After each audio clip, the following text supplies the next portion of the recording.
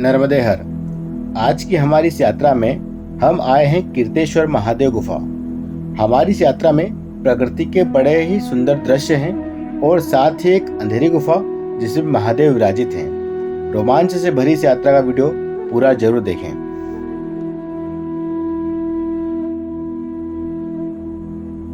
यह स्थान बड़वा से लगभग 10 किलोमीटर दूर रामकुल्ला गांव के पास में है, जहां पर यह गुफा चोरल नदी के किनारे स्थित है।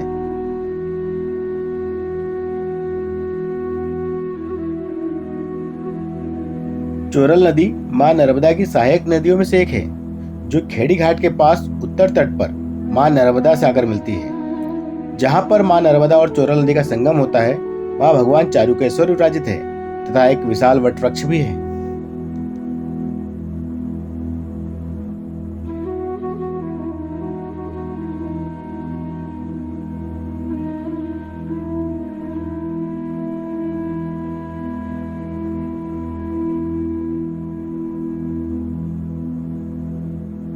चोरल नदी के दोनों मुहाने बहुत ही सुंदर हैं, जो विंध्याचल पर्वत की गोद में है। यह क्षेत्र वन संपदा से ओतप्रोत है।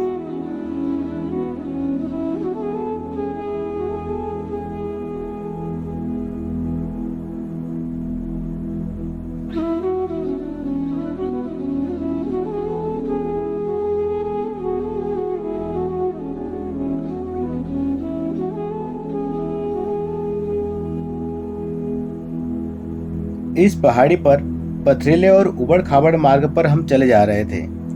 चूंकि हम पहली बार जा रहे थे, तो हमें उस गुफा की दूरी का पता ही नहीं था।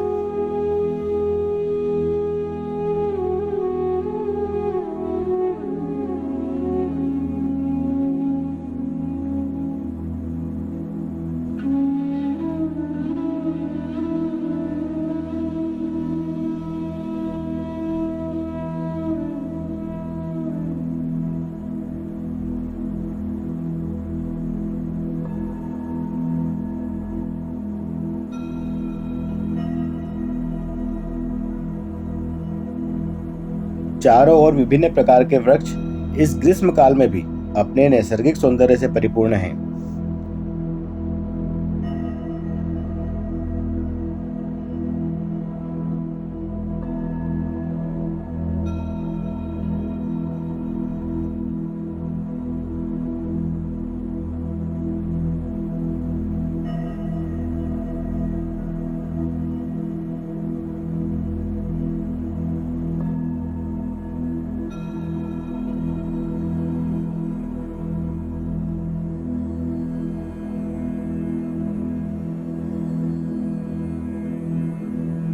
यह क्षेत्र वन्य पशुओं का क्षेत्र है, इसलिए हमने पहाड़ी के पास न चलते हुए किनारे किनारे चलने का निर्णय लिया।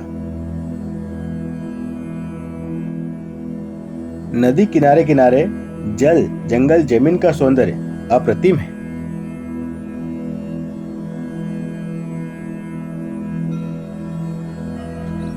नर्मदे हर हर हर।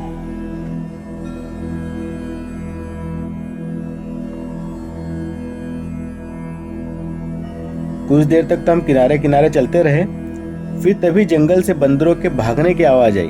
बंदर तेजी से आवाज करते हुए चारों दिशाओं में भाग रहे थे।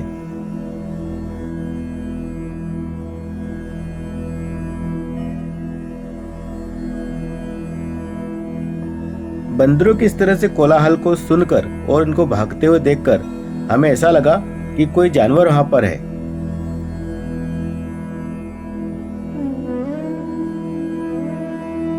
हम फिर यहीं रुक गए और थोड़ी देर तक यहीं बैठ के हमने देखा।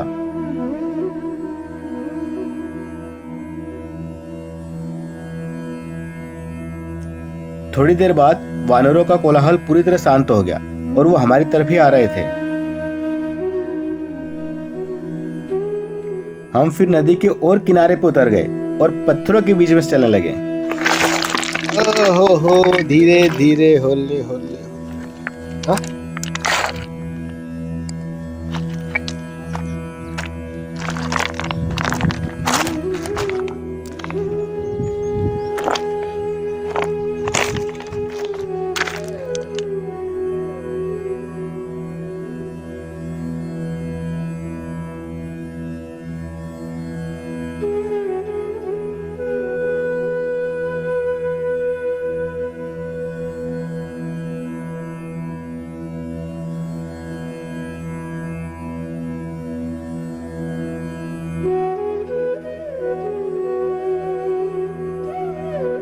हम धीरे धीरे आगे की ओर बढ़ रहे थे और काले मुंह के वानर हमारा मार्ग प्रशस्त कर रहे थे।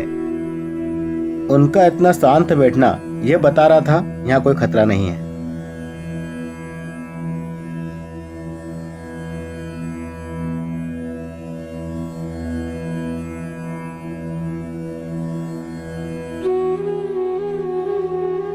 गुफा के पास ही मधुमक्खी के बड़े बड़े छत्ते भी लगे हुए हैं।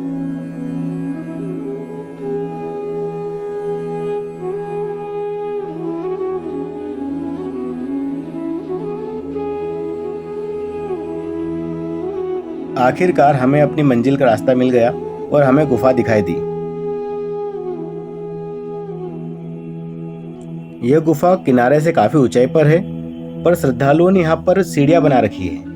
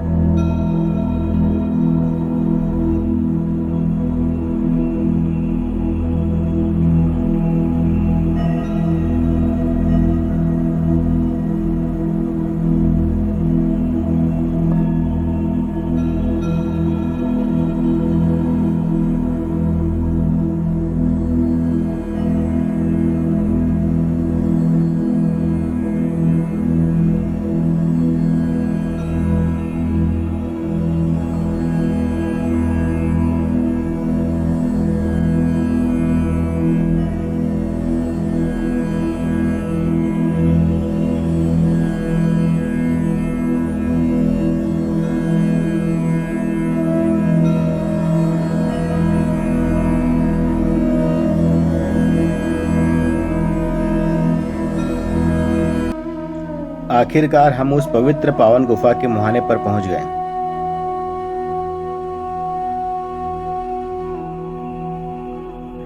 गुफा द्वार के शीर्ष वाली पहाड़ी से ऐसा प्रतीत होता है कि बारिश के दिनों में यहाँ पर झरना चलता होगा।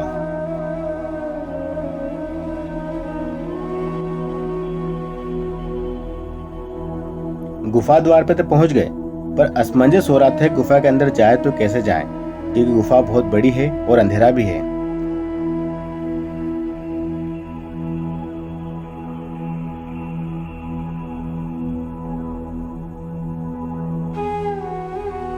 हम हिम्मत करके थोड़ी दूर गए तो सही, पर रुक गए और बैठ के विचार करने लगे आगे जाएं या ना जाएं, क्योंकि गुफा आगे पूरी तरह अंधेरी थी।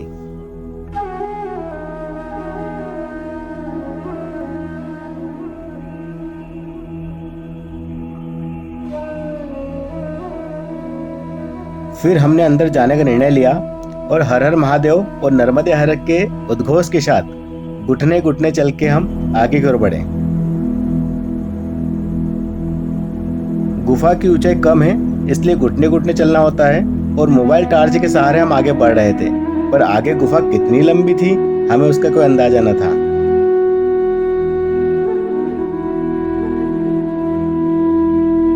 आखिरकार 50-60 फीट चलने पर हमें महादेव दिखाई दिए।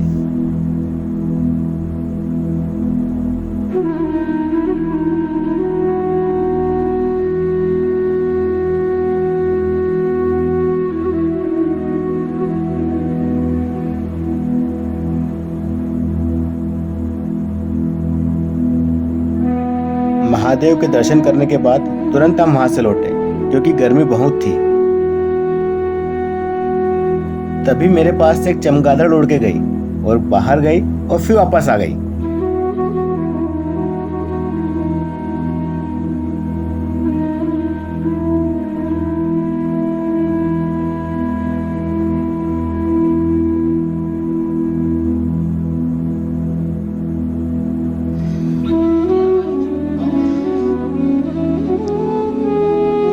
दर्शन के बाद गुफा से बाहर निकलते हुए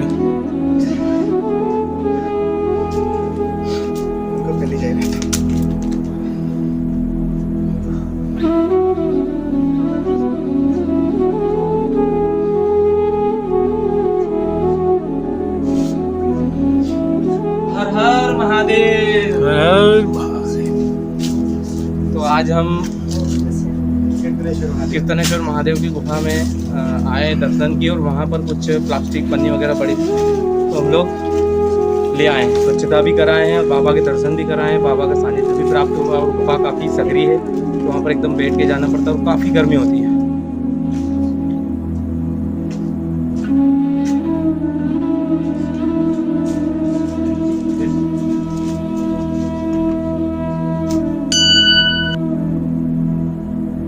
गुफा से बाहर आने पर एक अद्भुत ही आनंद आ रहा था।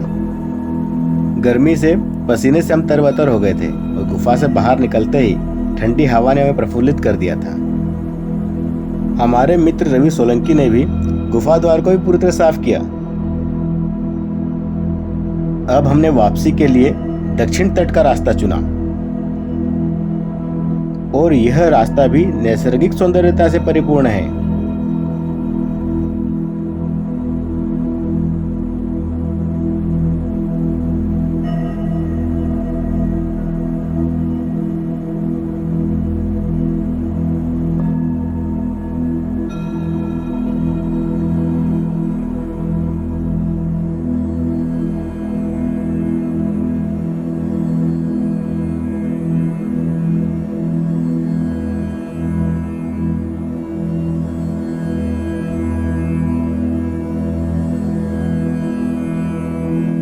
वास्तविक रूप से मैंने कहीं पढ़ा था कि आप प्रकृति से जुड़ेंगे तो प्रकृति की सौंदर्यता आपको चहुं ओर दिखेगी और ये आपके मन को हमेशा ही प्रफुल्लित करती रहेगी।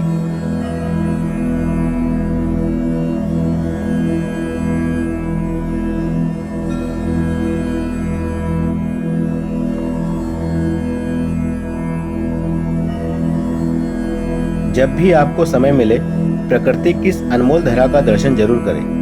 मां नर्मदा रहस्य प्रमोद अत्रे। धन्यवाद।